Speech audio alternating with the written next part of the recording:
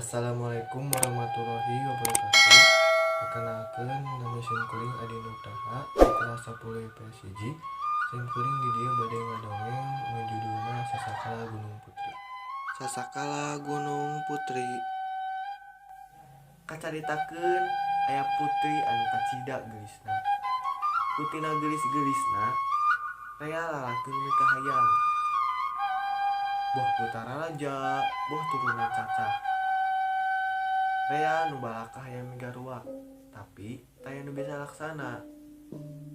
Sakur kungsi nu ngalamar teh balik lengoh balik kucewa. Sababna unggal aya nu ngalamar, putri teh sok aya pamenta.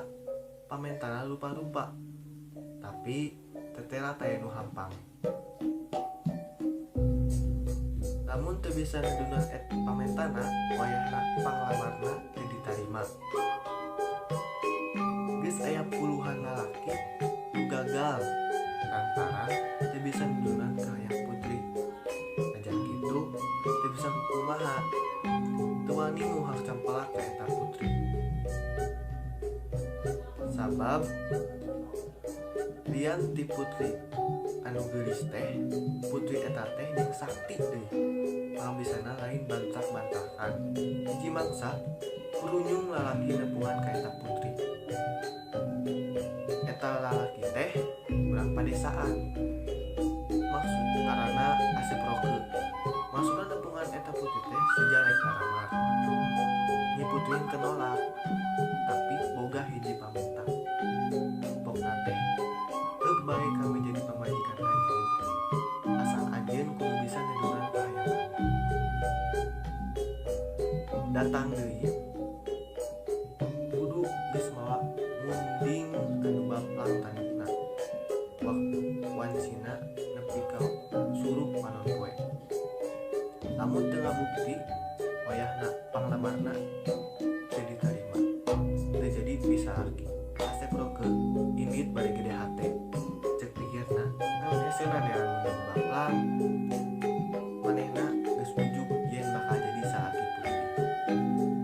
Manehna indit bari gembira pisan. Tapi buktina bet nyalahan.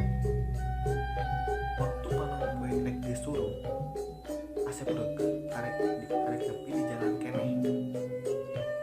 Can nepi ka tempat putri eta. Padahal munding nu baplang tandukna geus katuntun ku manehna. Ngan waktuna telat bae. Barang waktu geus rek surup, Asep roke kakara nepi pasawahan. Teu jauh sakumaha eta panempatan pasawahan jeung kerajaan putri eta. Keur kitu uju-uju reg bae muning teh eureun teu daek di waleumpang. Merod dinya. Asep roke pohara kagetna. Barang ngalieu ka tukang, munding eta teh jadi batu. Pas Asep roke teh inget putri eta teh kasohor lurung elmuna. Jadi moal boa kajadian eta teh pangawasa putri teh. Cul bae mundi nu jadi batu teh ditinggalkeun. Berebet manehna teh lumpat ka tempat eta putri. Teu kunteu barang nepi ka deukeut panganjurgan putri, Asep roke robah jadi batu arca. Kitu deui putri oge robah jadi arca. Lila teu lila tempat Asep roke nu geus jadi arca teh ngajadi gunung. Katelahna Gunung Asep roke.